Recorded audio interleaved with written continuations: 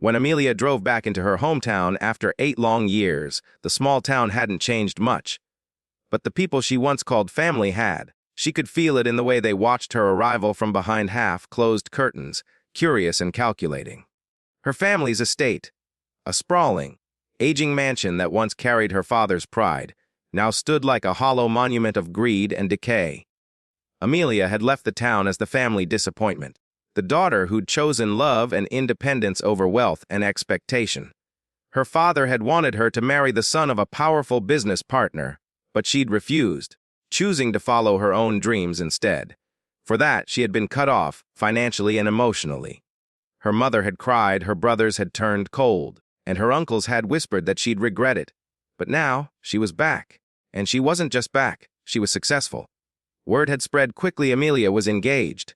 Her fiancé, rumored to be a millionaire entrepreneur, was coming with her to announce their wedding plans. Invitations had already been sent out. Her family, who once mocked her for leaving, now saw an opportunity. They welcomed her back with open arms, though behind their smiles, greed flickered like fire. From the moment she stepped through the mansion doors, she could sense it. The same walls that once echoed with laughter now hummed with deceit. Her mother hugged her tightly, whispering words of affection that felt too rehearsed. Her brothers eyed her engagement ring, the massive diamond catching the afternoon light. Her uncle, always the opportunist, spoke of business ventures and family alliances. Amelia smiled politely through it all, playing the role of the prodigal daughter returned. But deep inside, she was calculating every move, every reaction. Because the truth was simple, there was no fiancé, no millionaire, no wedding. It was all a lie. A carefully crafted illusion designed for one purpose: to expose the greed that had rotted her family from the inside out. It had begun months earlier, when she received the letter. Her late father's lawyer had contacted her, revealing a detail hidden deep within the estate's inheritance papers. Her father's will had a unique clause, one that no one else seemed to know about. It stated that the inheritance would not be distributed until all 3 of his children were united in celebration. At first, she thought it was symbolic. But the lawyer explained, a celebration of family unity, like a wedding, was the trigger for the inheritance to be reviewed and transferred. Her brothers had hidden that clause for years, keeping the estate in limbo and managing the wealth themselves. Her absence had protected their control. That's when the idea was born, a fake wedding, designed not for love, but for truth. Amelia knew her brothers would never resist the chance to use her wedding to unlock the will. They would reveal themselves without realizing it, and she would be watching every second. The following weeks were a blur of preparation. Her mother insisted on hosting the ceremony in the family's grand hall. Her brothers offered to handle the finances, of course, eager to make it look like a gesture of love, but secretly maneuvering to access the accounts tied to the will. Her uncle reconnected with old business associates, spreading rumors of her fiancé's wealth. Everyone wanted something from the wedding, but Amelia wanted something else: justice.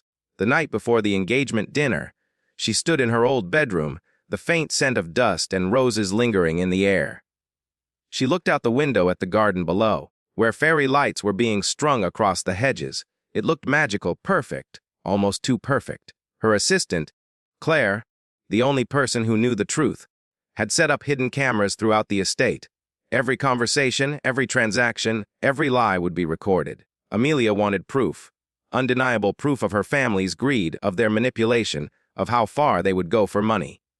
But as she watched the preparations, a flicker of doubt crossed her mind. Would she really go through with it? Was she ready to humiliate her family, the people who had raised her, however imperfectly?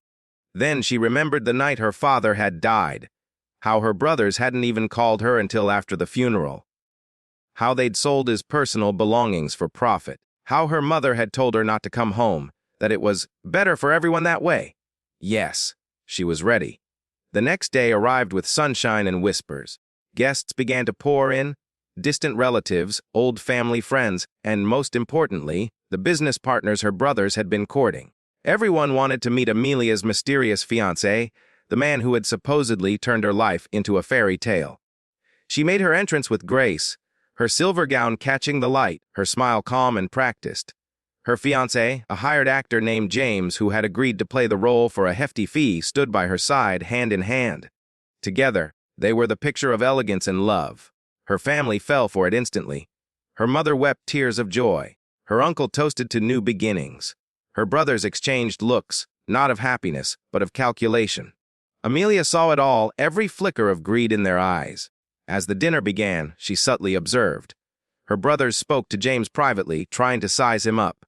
They mentioned business ventures, investments, ways to join forces. Her mother made emotional speeches about family unity, and her uncle whispered to guests about how this wedding will bring the inheritance to completion. Every word, every deceitful smile was being recorded. As the night deepened, Amelia excused herself to the study, her father's old office, now locked and dusty. Inside, she opened the desk drawer and pulled out the original letter from the lawyer. She reread the clause one more time, her heart steady. The key phrase echoed in her mind. The inheritance shall be distributed upon the occasion of a family celebration that reflects true unity. True unity. The word struck her differently now. What if her father hadn't meant a literal wedding? What if he had known how fractured the family was? And this was his way of testing them, even from beyond the grave. As Amelia stood there, lost in thought, she heard footsteps behind her. Careful, deliberate. She turned, her pulse quickening. Her brother stood in the doorway, his face darkened by the shadows of the room. His expression wasn't warm or welcoming. It was suspicious, almost cold. He asked her why she was there, what she was hiding. And for the first time that night, Amelia felt a flicker of fear, because the look in his eyes wasn't just greed anymore. It was something darker. Something that suggested he knew. He knew the wedding wasn't what it seemed. The moment Amelia locked eyes with her brother Ethan in that dimly lit study, she felt the air grow heavy with suspicion. His posture was casual, but his stare was sharp, calculated. The same look he used to give her when they were children, and he knew she was hiding something. The faint hum of music from the ballroom beyond the walls couldn't drown out the tension between them. It lingered like a storm waiting to break. Ethan stepped closer, pretending concern, but Amelia could feel the shift. He was testing her, trying to see if she would crack under the pressure of his gaze. He asked why she was alone in their father's office, a room the family had avoided since the day of the funeral. She offered him a composed smile, masking her quickened heartbeat, and brushed it off as nostalgia. But he didn't look convinced. As he turned to leave, his eyes fell on the desk drawer, the one she had just closed seconds before. His glance lingered for only a moment, but Amelia caught it, and she knew he had noticed. When he left, she locked the drawer again, her pulse pounding. Her father's will clause, the hidden cameras, the fake wedding, everything depended on secrecy. One slip, one careless move, and her entire plan could unravel. Back in the ballroom, the celebration was in full swing. Guests laughed and toasted under shimmering chandeliers, oblivious to the silent war unfolding beneath the smiles. Her brother Nathan was entertaining the crowd with stories, his laughter loud and insincere. Her mother hovered near James, Amelia's hired fiancé, fawning over him, speaking of family bonds and old traditions. Amelia watched it all unfold like a spectator in a play she had written but no longer fully controlled. The cameras captured everything. Claire, her assistant, monitored from a small room upstairs, ensuring each angle, every conversation and glance, was being recorded. Amelia's plan was simple: expose how far her family would go for money. But as she observed them now, she wondered if she had underestimated their desperation. Halfway through the evening, her Uncle Harold pulled her aside, his breath smelling faintly of brandy. He congratulated her with exaggerated warmth, then quickly shifted the conversation to financial logistics. He hinted at opening a family trust after the wedding, one that would include her fiancé's supposed fortune. It was almost laughable how fast the greed surfaced once they sensed opportunity. Amelia nodded, fanning agreement, while silently noting every word. But what she didn't know was that Ethan wasn't done probing. While she mingled with guests, he quietly slipped back into their father's study. The faint smell of dust and aged paper lingered in the air. He scanned the desk, searching for whatever Amelia had been hiding. The drawer was locked, but Ethan had always been resourceful. Within minutes, he pried it open with an old key he'd kept since childhood, one that fit almost every door in the mansion. Inside, he found the letter, the lawyer's note, neatly folded and sealed with Amelia's initials. He unfolded it carefully, his eyes scanning the words that changed everything. The inheritance clause, the trigger for the will. The phrase, a family celebration that reflects true unity. Ethan's lips curled into a cold smile. He understood now. Amelia's wedding wasn't just a reunion, it was a key. A way to reopen the inheritance that he and Nathan had been controlling for years. The only problem was that Amelia didn't seem to be playing the same game they were. She wasn't just hosting a wedding, she was testing them. Ethan folded the letter again and slipped it into his pocket. Meanwhile, upstairs, Claire noticed something strange on her monitor. One of the camera feeds, the one facing the study, went black. Then static. She tried to reconnect, but the system wouldn't respond. Panic flickered in her chest. If anyone discovered the cameras before the reveal, everything would collapse. She texted Amelia immediately, warning her that something was wrong. Amelia's phone buzzed in her hand as she stood near the ballroom doors, pretending to listen to a guest story. When she saw the message, her stomach tightened. Her eyes darted toward Ethan, who was now walking back into the room. Calm, composed, as though nothing had happened. She knew instantly that he had been in the study. He approached her with a casual smile and congratulated her again, this time a little too sweetly. There was something new in his tone, an edge, a quiet confidence that made her uneasy. As the guests applauded another toast, Ethan leaned closer and whispered something she couldn't quite hear. But the way his eyes gleamed sent chills down her spine. From that moment, the balance of power shifted. Throughout the rest of the evening, Amelia noticed subtle changes. Ethan spoke more often with Nathan, their conversations hushed and secretive. Her mother became suddenly distant, her earlier affection replaced with quiet unease. Even her uncle seemed cautious now, as though he sensed a new undercurrent beneath the festivities. Later that night, when the last guest had left and the lights in the ballroom dimmed, Amelia went back to her room. The house was silent except for the faint creak of the old wooden floors. She locked her door and opened her laptop, connecting to the hidden camera system. 5 feeds were still active, but the one in the study remained black. She stared at the screen, her reflection pale against the glow. Someone had found it, someone new. At that moment there was a soft knock at her door. She froze, it was late. Too late for polite visits. She turned off the screen and hesitated, debating whether to answer. The knock came again, slightly louder. She opened the door just a crack. A small envelope lay on the floor, unmarked. She bent down to pick it up, her fingers trembling. Inside was a single piece of paper. No words, just a printed photograph. It was a still image from one of her own hidden cameras. It showed her, in the study, holding the lawyer's letter. Her blood ran cold. Someone had been watching her. The realization hit like a wave this wasn't her plan anymore. Someone inside the house, maybe Ethan, maybe another, had turned her own trick against her. In that moment, the game shifted completely. What began as her revenge was now a silent war for survival, of truth, reputation, and control. Cliffhanger as the candlelight flickered across the photo in her hands. Amelia realized the hunter had become the hunted, and the next move could destroy her before her family's greed ever could. The night after the engagement dinner was long and sleepless. Amelia lay awake in her old bedroom, staring at the ceiling. Replaying the moment she found that photo, the still image from her own hidden camera, showing her holding the letter in the study. It was undeniable proof that someone knew her secret. Her mind churned through possibilities, every theory darker than the last. Ethan had been there. He had looked suspicious. He had motive. But there was something too clean, too deliberate about the photograph's arrival. Whoever left it wanted her to know she was being watched. The estate was eerily quiet now. The music, the laughter, the pretending, all gone. In its place was the soft hum of the security lights and the distant whisper of the wind outside. But the house itself felt alive, breathing with secrets that lingered in every shadowed hallway. By morning, Amelia put her mask back on. She couldn't afford to let anyone sense her fear. Breakfast was served in the sunroom, and her family gathered as if nothing had happened.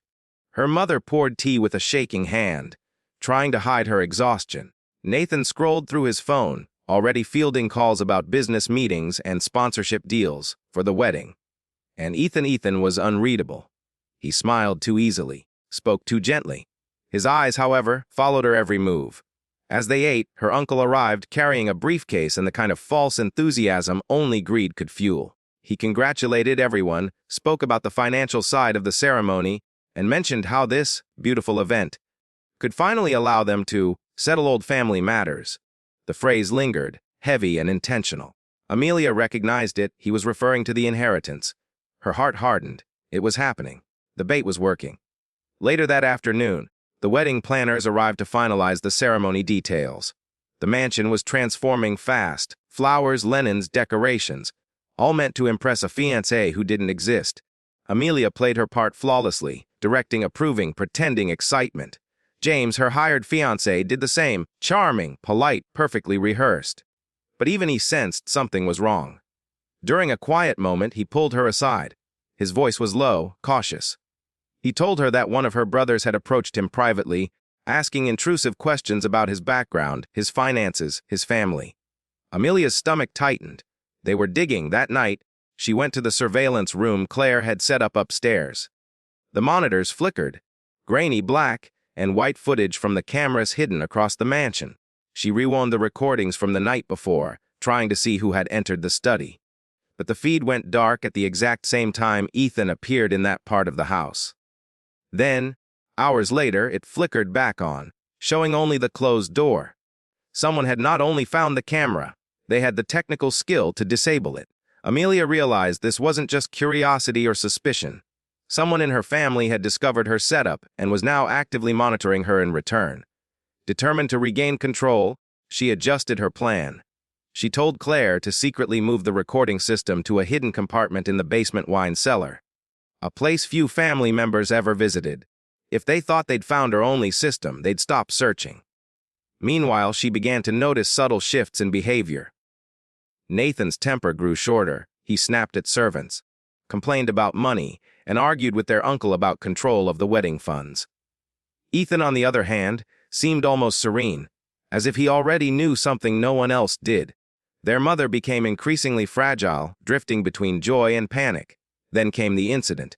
It was 3 days before the wedding. The florist had just left when chaos erupted in the front hall. A delivery truck had arrived with new decor, and the driver, confused and nervous, insisted someone had already signed for the exact same order hours earlier. When Amelia checked the invoice, it listed her name, but the signature wasn't hers.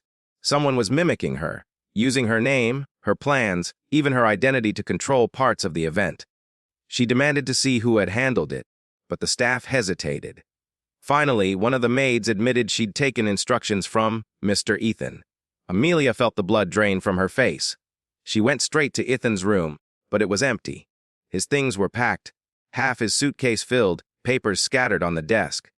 Among them were old financial ledgers, copies of the inheritance documents, and notes about the family estate. One page caught her eye. It was a handwritten list: wedding witness, transfer, control. Her chest tightened as she read the final word: eliminate. Was it a threat? A plan? A note to himself? She didn't know. But something about the way the word was written, dark, underlined, deliberate, made her shiver. When Ethan returned minutes later, his expression didn't change. He simply looked at her, saw the papers in her hand, and smiled. That same cold, knowing smile from before. He didn't say anything. He didn't need to. The silence between them said enough. That night, Amelia locked herself in her room again. She began recording her own video confession. A message detailing everything: the fake wedding, the inheritance clause, the cameras, and her suspicion that someone in her family was trying to outmaneuver her. She saved the file under a hidden alias and sent a copy to Claire, instructing her to keep it safe. If anything happened to her, the truth would come out. The next morning, she woke to chaos. The mansion was filled with shouting. Her mother was hysterical. Guests who had arrived early were whispering in the hallways. When Amelia rushed downstairs, she saw Nathan and Ethan arguing violently near the front doors. A safe, the old family safe that had belonged to their father, had been broken open. Inside it, where bonds and legal papers once rested, there was nothing left. Every document, every record of ownership, gone. Nathan accused Ethan. Ethan smirked. Their uncle tried to intervene but failed. Their mother fainted. And Amelia stood there numb, realizing the one thing that made this entire plan possible.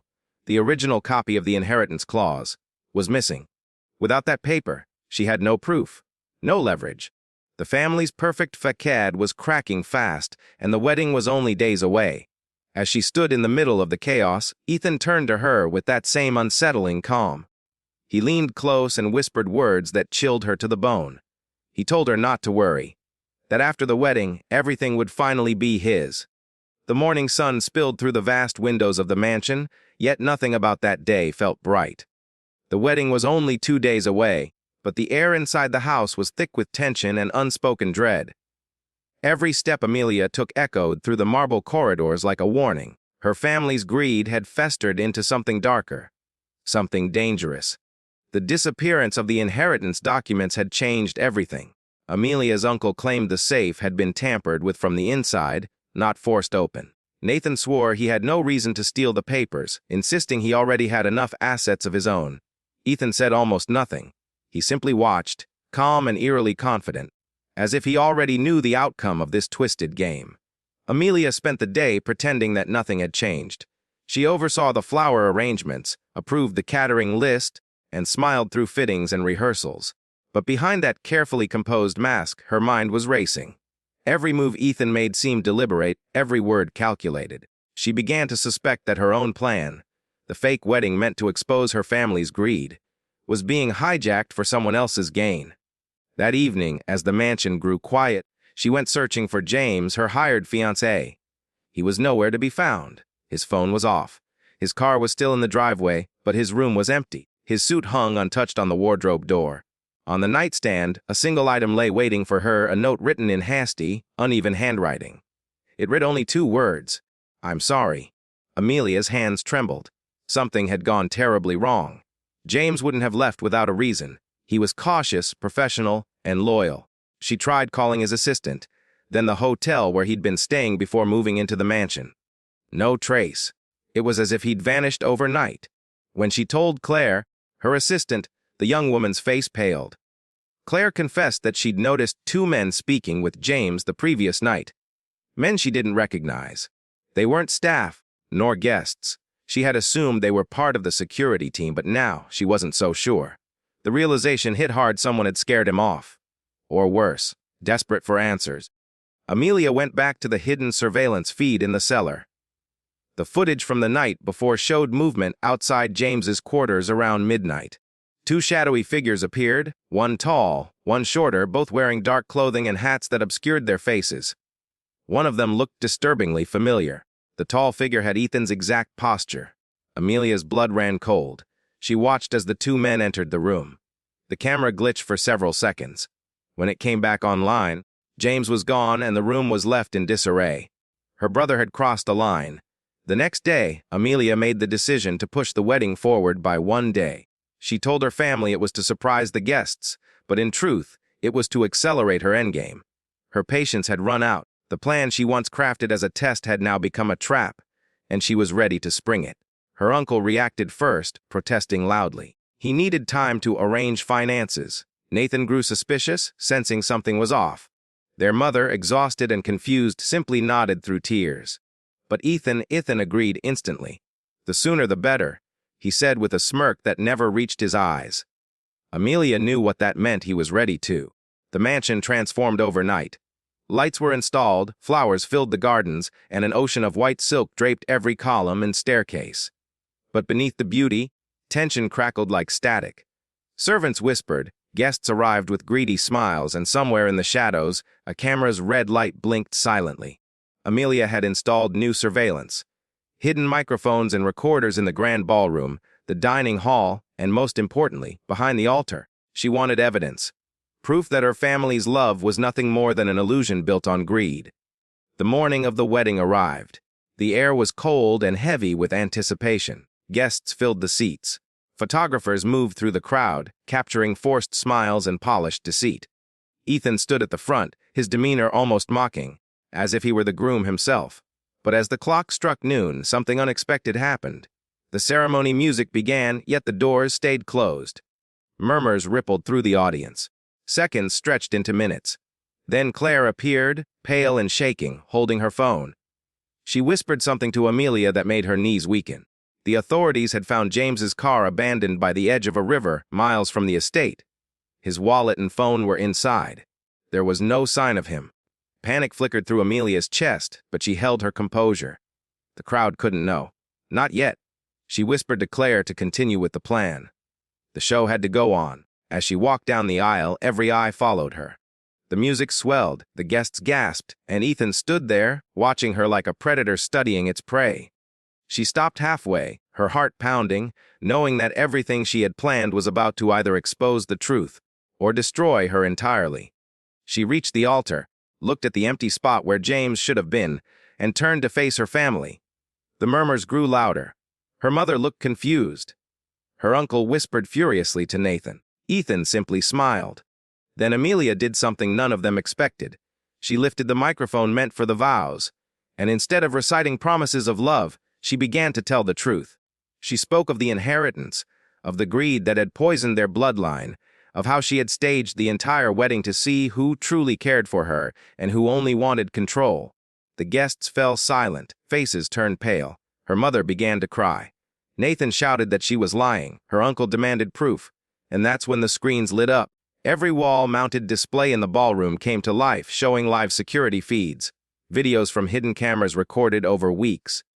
The audience watched in stunned silence as scenes of betrayal unfolded. Nathan and her uncle arguing about dividing assets before the will was even read, Ethan forging documents, their mother broken, overhearing her sons plotting to manipulate her. Gasp filled the room. The perfect facade of family shattered in seconds. But before the final clip played, the one that would reveal Ethan sneaking into the safe room and tampering with the inheritance papers, the power cut out. The room went black, a scream echoed, and in the darkness, Amelia felt a hand grab her wrist, strong, familiar, and cold. A whisper brushed against her ear. "You should have stopped when you had the chance." When the lights flickered back on, Ethan was gone, and so was the hidden drive containing all of Amelia's recordings. The mansion no longer felt like home. It was a battlefield disguised in silk and roses, and Amelia stood at its center, surrounded by whispers, lies, and the cold scent of betrayal. The fake wedding had turned into a storm of chaos. Guests had scattered, leaving behind the wreckage of shattered glass, trampled flowers, and broken illusions. The moment the lights had gone out, the fragile mask of civility her family wore was ripped away. Panic had erupted. Her uncle shouting orders, Nathan trying to calm the guests, and her mother sobbing uncontrollably as Ethan disappeared into the night. The stolen drive, containing all the footage Amelia had collected, was the key to everything. Without it, she had no proof. And now, with James missing and Ethan in control, she realized how easily the hunter could become the prey. That night, the mansion was silent again, but Amelia couldn't sleep.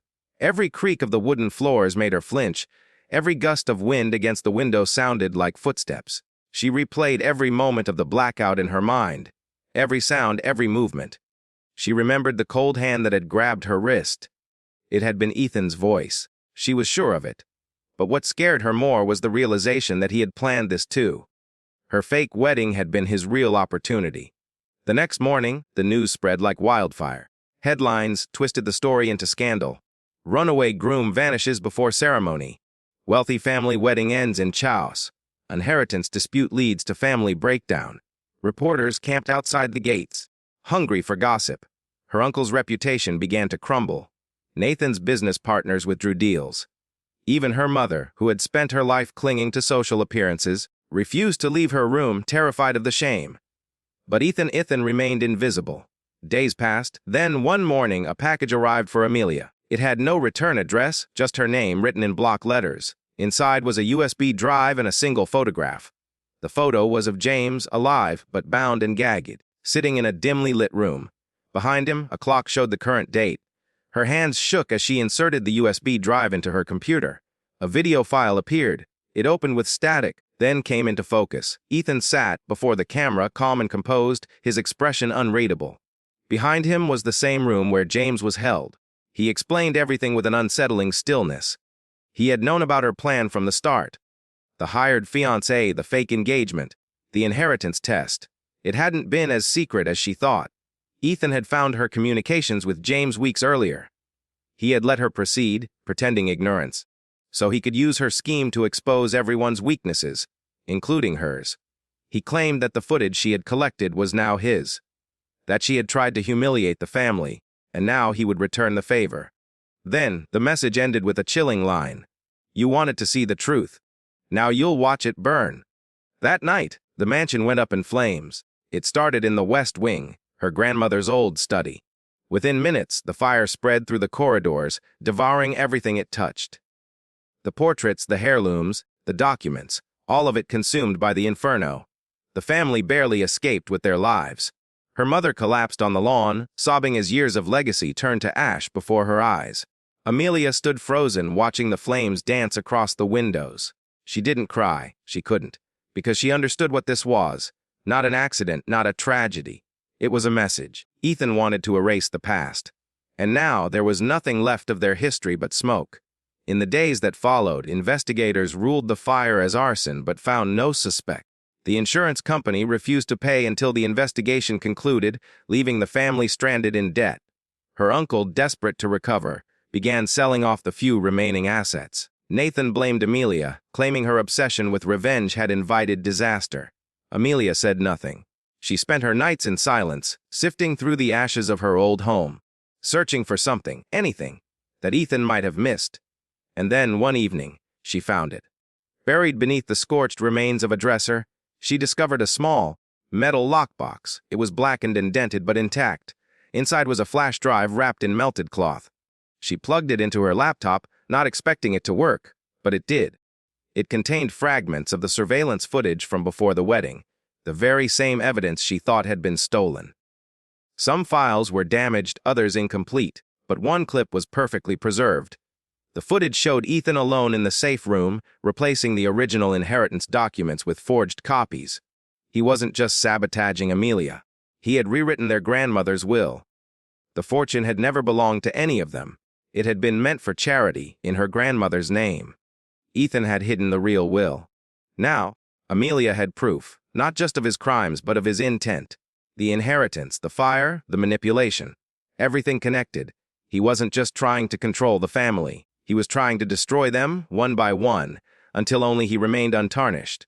She took the flash drive, made multiple copies, and sent them to her lawyer. But she knew that legal action alone wouldn't stop him.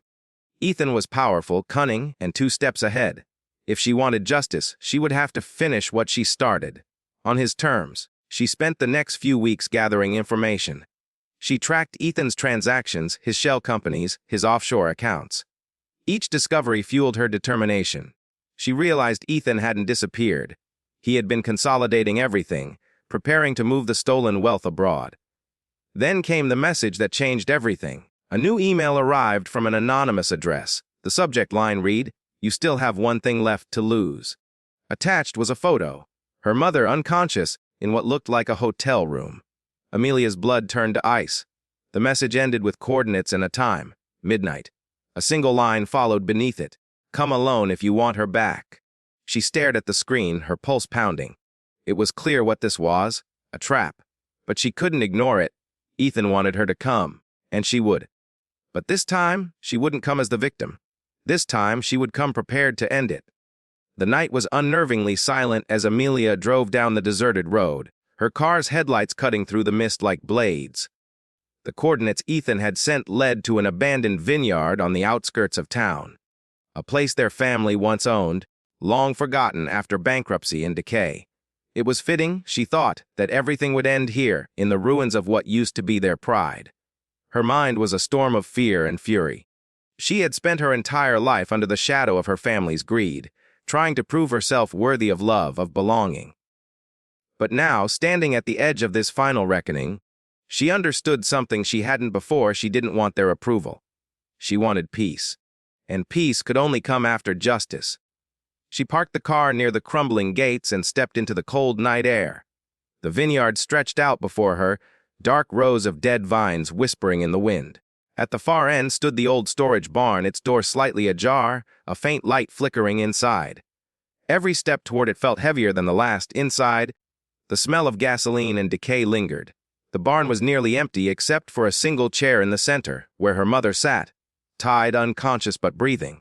Beside her, on a makeshift table, was a small recorder and a laptop connected to a portable camera, and in front of it all stood Ethan. He looked almost calm. Dressed in black, his expression was unreadable, his eyes cold and sharp. Amelia froze. She had imagined this moment countless times, but now that it was real, it felt surreal, like standing inside a nightmare she couldn't wake from. Ethan turned toward her, his lips curving into the faintest smile, and gestured for her to come closer. Her instinct screamed at her to run, but she didn't. She walked straight toward him, unflinching. He began to speak, not to her, but to the camera. He called it the final confession. His tone was almost casual, like a man recounting a story he had already accepted the ending to. He admitted to everything: forging the will, manipulating the inheritance, staging James's disappearance, and even setting the fire. He said he did it not out of greed, but to burn away the weakness. In their bloodline, he believed their family had become dependent, soft, corrupted by comfort. He wanted to destroy it so that only the strong would survive. Himself, of course. Amelia listened silent as he revealed every twisted truth. Her stomach churned with disgust, but her face stayed still. When he was done, he turned to her with a quiet smirk. "Now you'll see what it takes to be in control," he said, motioning to the laptop. The camera feed displayed the barn's interior, broadcasting everything live to a private server. If he exposed this, she would look like the accomplice, the failed avenger who destroyed her own family in a desperate act. But Ethan didn't know. Amelia had been recording everything from the moment she arrived. Hidden beneath her coat was a live transmitter connected to an encrypted backup. Everything he said was already being uploaded elsewhere. She needed him to keep talking. As she stood there, she noticed the gasoline can stacked behind him. The barn wasn't just a stage. It was another trap. He intended to destroy everything once again, this time with her inside. Suddenly, her mother stirred, weakly opening her eyes. Amelia's heart twisted. She wanted to rush to her, but Ethan caught her glance and stepped closer, holding a lighter. "One spark," he said quietly, "and all of this ends the same way it started, with fire." But before he could act, a voice crackled through the laptop speaker, a man's voice. "James." Amelia's breath caught. The screen flickered, and a live feed appeared showing James in a hospital bed, bruised but alive. "It's over, Ethan," he said through gritted teeth. "The authorities have everything." Ethan's calm faltered for the first time. He looked at Amelia, realization dawning that she had outplayed him. She had leaked the confession in real time. The police were already on their way. He lunged toward her, grabbing her arm and pulling her back toward the center of the barn. The lighter dropped, sparking against the ground. A small flame flickered to life. Amelia struggled, adrenaline surging through her veins. She kicked him away and ran to her mother, cutting the ropes with a piece of glass from the floor. The fire grew, spreading across the gasoline-soaked floorboards, the air filled with smoke and heat. Ethan stumbled, coughing, his expression contorted in fury and disbelief. He shouted something, words she couldn't hear over the roar of the flames. As the roof began to groan and crack above them, Amelia dragged her mother toward the exit, choking on the thick black smoke, every breath burning her lungs. Behind her, the barn collapsed. A thunderous crash echoed through the vineyard as fire devoured everything: the chair, the camera, and Ethan. She never saw him emerge. When Amelia and her mother stumbled outside, the night sky was lit with orange and gold. Sirens wailed in the distance. She turned back once more to watch the flames consume the place that had once symbolized everything her family stood for: greed, pride, and secrets. By dawn, it was over. In the weeks that followed, the authorities recovered Ethan's forged documents, hidden accounts, and video confession. The inheritance, now free from manipulation, was donated according to their grandmother's original wishes, to charity foundations rebuilding homes for families in need. James recovered and later testified, ensuring that justice was served. Amelia's uncle and Nathan, stripped of their power and wealth, quietly left town. Her mother, broken but free from the lies that had defined her life, began to heal. As for Amelia, she left it all behind. She moved far from the city, far from the ashes of her family's corruption. She rebuilt her life in quiet anonymity, investing what little remained of her personal savings into community projects. Sometimes at night, she would stand by her window and think about Ethan, about how someone so intelligent and capable could be consumed by something as simple and as deadly as greed. But she didn't feel hatred anymore, only sorrow. Because in the end, the fake wedding hadn't just exposed her greedy family, it had exposed the truth about them all. That wealth and power were illusions, and that love, once betrayed, could never truly be repaired. The fire had destroyed everything they once were. But for Amelia, it had also given her something priceless: freedom. Final scene: months later, Amelia receives a small package in the mail with no sender name. Inside is a single item, a charred silver cufflink, engraved with the letter E. She stares at it for a long moment, unsure whether it was meant as a warning or a memory. Then, quietly, she locks it away in a drawer and never opens it again.